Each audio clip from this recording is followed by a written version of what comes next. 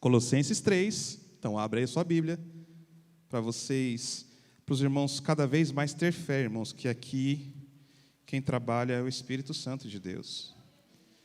Ele fala o que Ele quer, Ele faz da forma que quer. Às vezes a gente fala assim, não, Senhor, faz de outro jeito.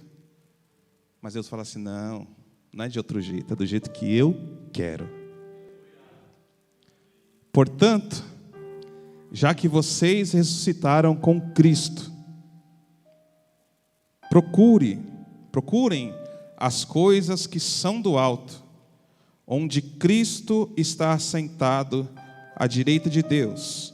Mantenham o pensamento nas coisas do alto e não nas coisas terrenas. Mais uma vez, portanto, já que vocês ressuscitaram com Cristo, procurem as coisas que são do alto, onde Cristo está assentado à direita de Deus. Mantenha o pensamento nas coisas do alto e não nas coisas terrenas. Repita comigo esse versículo 2. 1, 2, 3. Mantenham o pensamento nas coisas do alto e não nas coisas terrenas. Curva a sua cabeça, vamos orar. Senhor, meu Deus e meu Pai, mais uma vez te damos graças, te louvamos, porque nós cremos que o Senhor fala da forma que o Senhor quer, o Senhor fala o texto que o Senhor quer, e a direção do culto é aquela que o Senhor quer. Senhor, se agrade do nosso culto, Deus. Receba os nossos louvores, Senhor.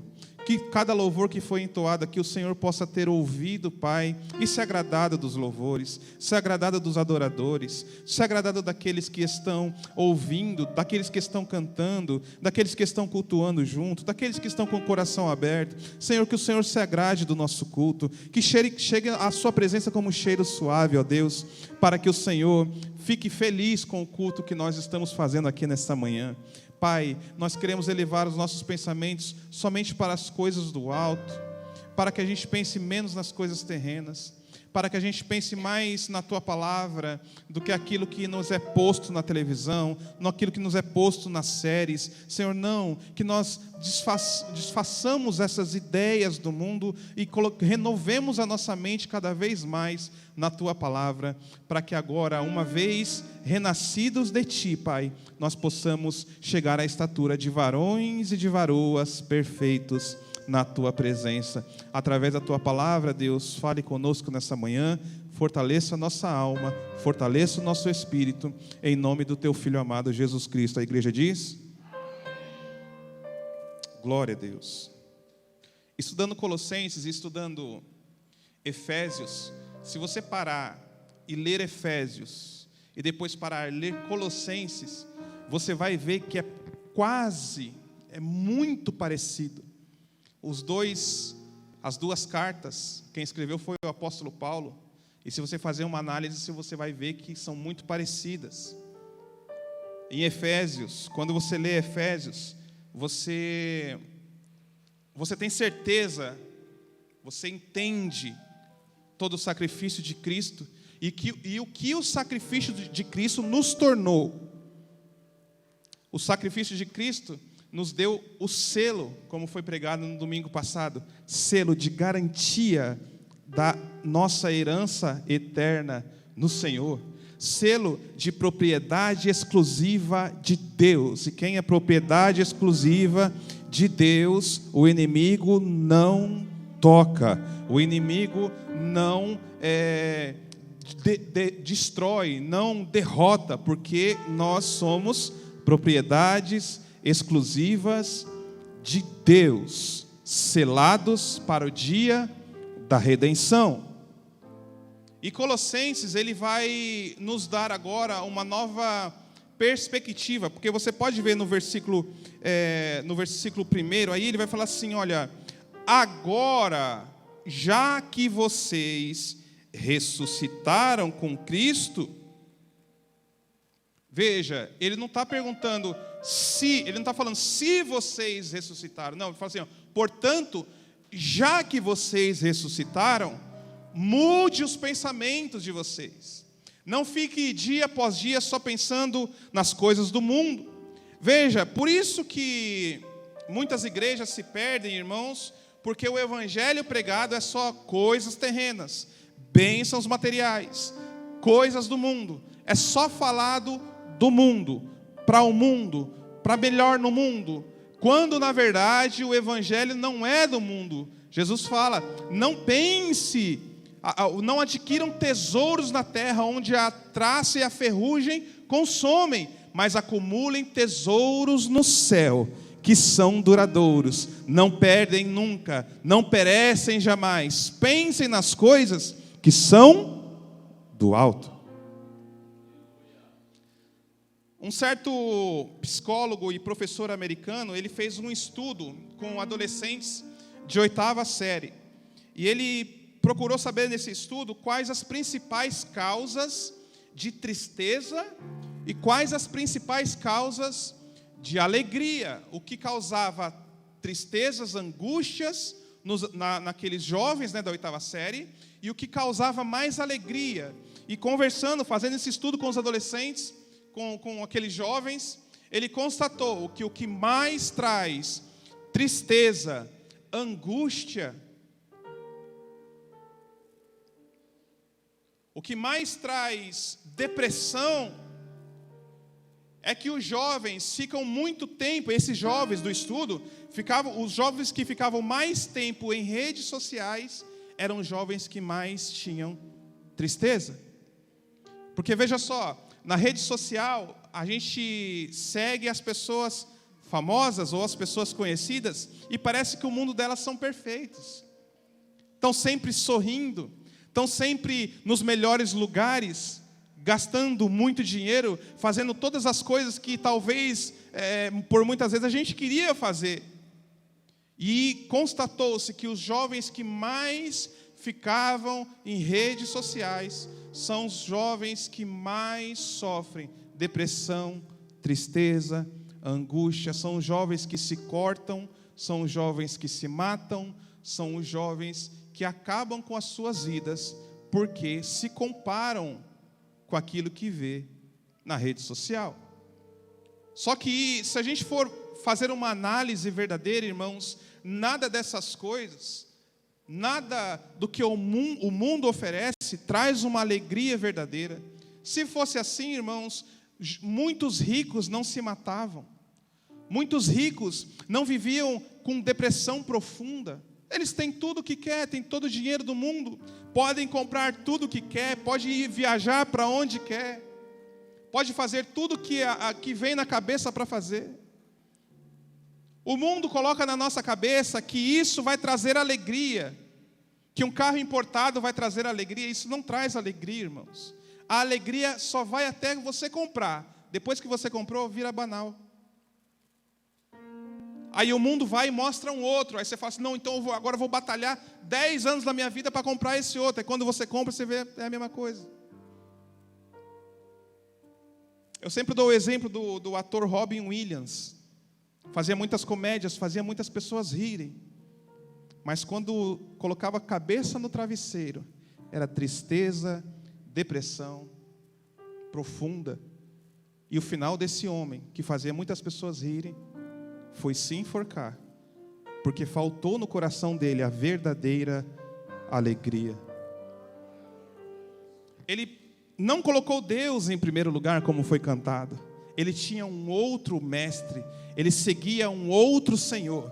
E o Senhor do mundo, irmãos, Ele não dá a alegria verdadeira, Ele não dá a paz que excede todo entendimento.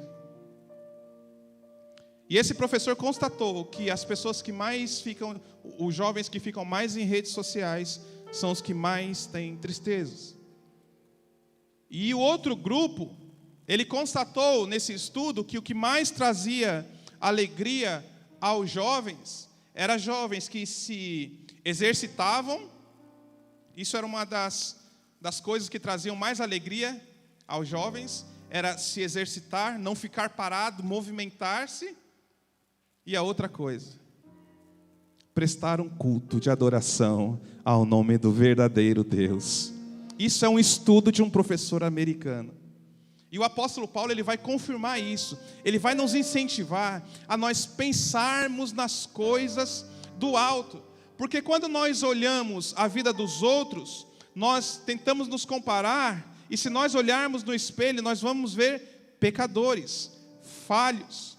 Quanto mais a gente olha para o Senhor e busca ao Senhor, a gente entende que é pecador, a gente vai enxergando as nossas falhas, mas Deus vai falando assim, olha, essas falhas eu perdoei na cruz do Calvário, esses pecados eu paguei, você está limpo, mais alvo que a neve, agora você pode entrar, não há mais barreiras, você pode entrar na presença do Deus vivo, e entregar as suas aflições, entregar as suas falhas, ponha tudo no altar do Senhor. Ele está falando assim, olha, uma vez que eu morri por você, agora você tem livre acesso ao Deus dos deuses, e você pode chegar a Ele e contar as suas falhas, as suas aflições. Mantenha o pensamento nas coisas do alto. Não pense em coisas terrenas. Ah, Henrique, mas eu tenho o meu trabalho. Ok, ontem foi falado, quer bebais, quer comais, faça tudo para a glória do Senhor. No seu trabalho, está trabalhando? Trabalhe para a glória do Senhor. Estude para a glória do Senhor, porque o Deus que está te vendo, glorificando a Ele no seu trabalho, é o Deus que te vê adorando a Ele mesmo no oculto, e vai te abençoar publicamente, irmãos. Pensem nas coisas do alto em nome de Jesus. Abra aí Hebreus, capítulo de número 12, versículo 1. Eu vou tentar ser bem rápido aqui, que a gente tem a ceia ainda. Hebreus capítulo 1.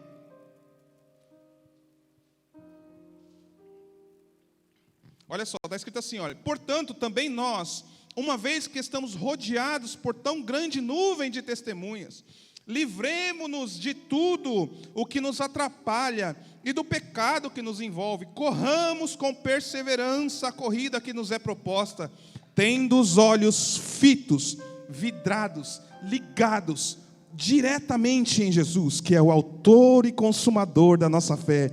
Ele, pela alegria que lhe fora proposta, suportou a cruz, desprezando a vergonha, e assentou-se à direita do trono de Deus. Veja só, se a gente fosse separar esse versículo, ele diz a primeira coisa, olha, portanto também nós, uma vez que estamos rodeados por tão grande nuvem de testemunhas, é o que o apóstolo, alguns creem que é o apóstolo Paulo que escreveu Hebreus, ele tenta nos incentivar a nos rodear de testemunhas, nos rodear de pessoas que falam a mesma língua, que professam o mesmo Deus. Se rodeie de pessoas que professam a mesma fé. Por que a gente não pode andar na roda dos escarnecedores? Porque ali não é lugar de cristão. Lugar de cristão é lado a lado com aqueles que professam a mesma fé. Porque se a gente está perto de pessoas que oram por nós, nos ajudam, quando um cai, o outro estende a mão e o levanta e anda junto. Rodeie-se de pessoas que são testemunhas de Jesus. Olha só, livrem-se de tudo que vos atrapalha. Jesus falou assim, Jesus foi mais radical, né? Ele falou assim, ó, se um olho te faz pecar, o que ele faz? É melhor entrar caolho no céu do que com 2 olhos no inferno. Se é o celular que te faz pecar, livre-se do smartphone e compra aquele, qual que é aquele lá que não tem... Compra o Nokia, que não tem... que só tem ligação. Se é a televisão que te faz pecar, tira a televisão. Irmãos, em 2000 e... Me ajuda aí. Pai, ajuda. Que ano que a gente tirou a televisão de casa? 2002, irmãos. Eu e meus irmãos. Meu pai e minha mãe não ligaram para isso. A gente falou assim, olha, a televisão, vamos vender? Meu pai e minha mãe não ligaram, a gente vendeu a televisão. Ficamos anos sem televisão. Se a televisão te afasta, tire a televisão de casa. Ah, mas é muito radical. Não, é melhor entrar sem televisão no céu do que com televisão no... Livrem-se de tudo que te atrapalha. Livre-se, tira tudo. Se rodeie de testemunhas. Se livre de tudo o que te atrapalha. Se livre desse pecado de estimação, que toda vez você tem que dobrar o joelho e pedir perdão para o Senhor pelo mesmo pecado. E corra, mas corra com perseverança a corrida que nos foi proposta. Sabe qual que é a corrida? Sede santos como eu sou santo.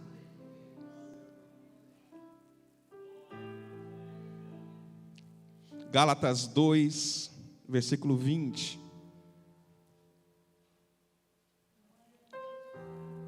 Hoje é ceia. E olha só o que o texto diz. Agora eu fui crucificado com Cristo. Assim, já não sou eu quem vive. A vida que agora vivo no corpo, vivo-a pela fé no Filho de Deus, que me amou e se entregou por mim. Os irmãos cantaram aqui sobre Jonas. E todo mundo fala assim, tem livre-arbítrio. Vai lá falar para Jonas que ele tinha livre-arbítrio. Vai lá e fala assim, Jonas, você tem livre-arbítrio? Ele falou assim, eu sei, eu tentei, eu fui para Tarsis. Mas Deus me pegou, me jogou dentro do ventre de uma baleia e me levou para onde Ele queria. Por que, Jonas? Aí ele vai falar assim, porque não vivo mais eu, mas Cristo agora vive em mim. Eu vou para onde o Senhor quer, eu falo do jeito que o Senhor quer, eu me visto do jeito que o Senhor quer, o meu comportamento é do jeito que o Senhor quer. Por quê? Porque não vivo mais eu, mas Cristo vive em mim. Efésios 4, versículo 1 ao 3.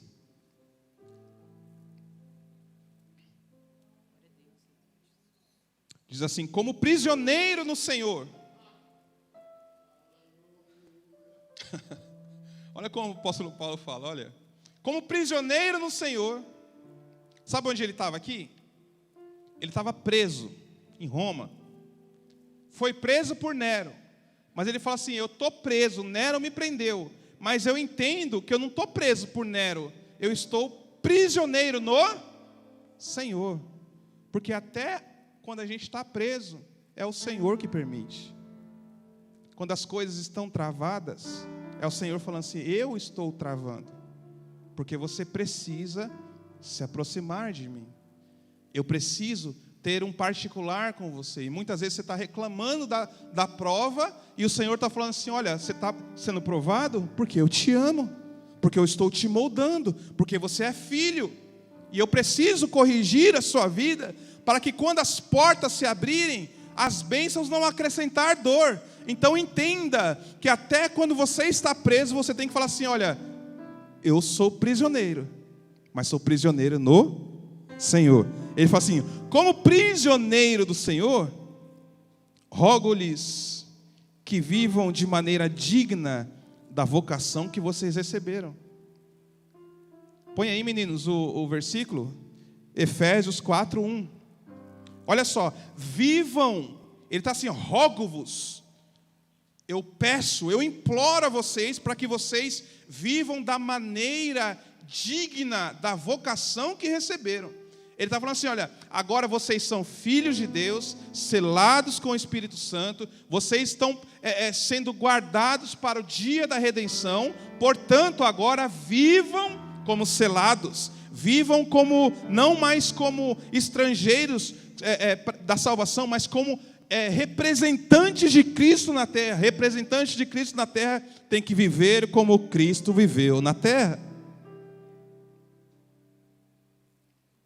Sejam completamente humildes e dóceis.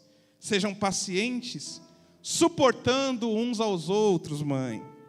Suportando uns aos outros com amor. Façam todo o esforço para conservar a unidade do Espírito pelo vínculo da paz.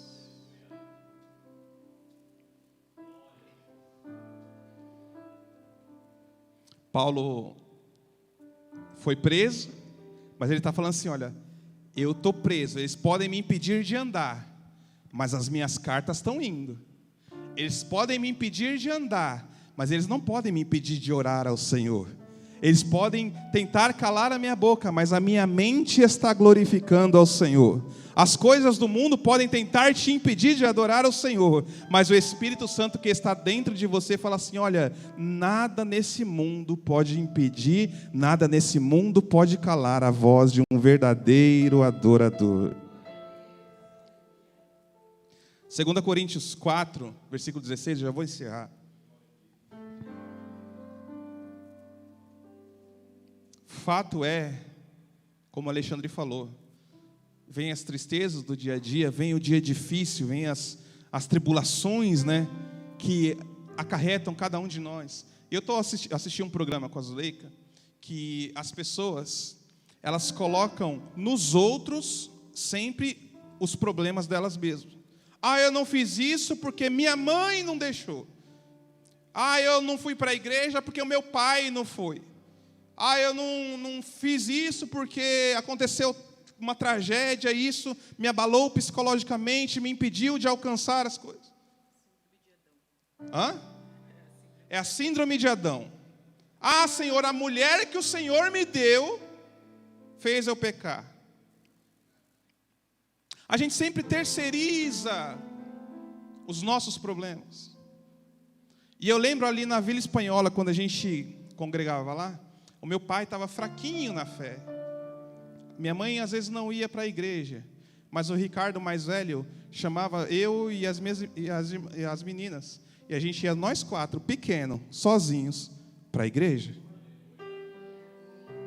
Uma coisa que a gente precisa colocar na nossa cabeça é que a nossa salvação não depende do nosso pai, a nossa salvação não depende da nossa mãe. Eles dão um start, mas nós fomos selados. O selo de Deus é individual, não é coletivo. O Senhor selou meu pai, também me selou. Então agora eu tenho que viver de uma forma digna pela vocação que eu recebi do Senhor. Então meu pai não vai, mas eu vou. A minha mãe não pode ir, mas eu estarei. O meu irmão não vai, mas eu vou adorar ao Senhor.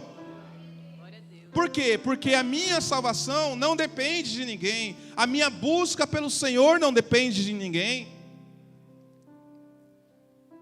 2 Coríntios 4,16 diz assim. 2 Coríntios 4,16 diz assim: por isso não desanimamos. Olha que verdade que ele vai falar. Embora exteriormente estejamos desgastados. Às vezes, no nosso interior, a nossa carne está cansada.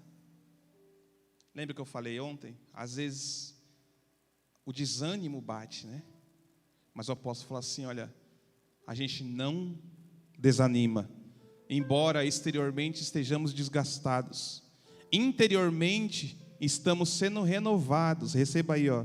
Se você está com o seu corpo cansado, desgastado pelas tribulações do dia a dia, o Senhor fala assim, olha, interiormente o meu Espírito está te renovando nesta manhã.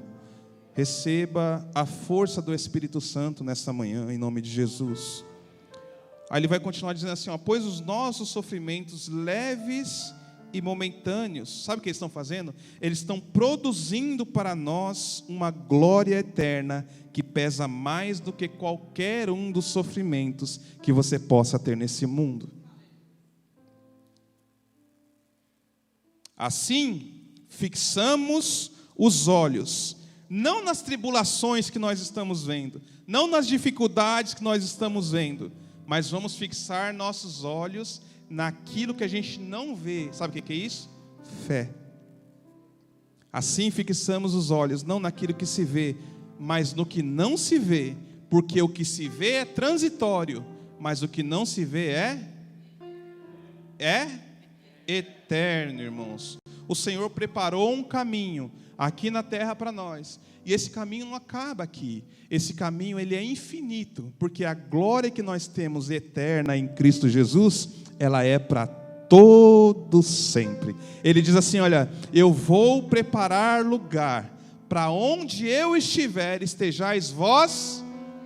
Então até o lugar onde a gente vai morar na glória, o Senhor já preparou. Então não se preocupe com o que você está vendo, com as dificuldades que você vê. Não se preocupe com rumores de guerra, com terremotos, com dificuldades no mundo, porque o Senhor preparou um lugar para cada um de nós. Ele fala assim, olha, deixe de pensar nas coisas do mundo e pense agora nas coisas celestiais.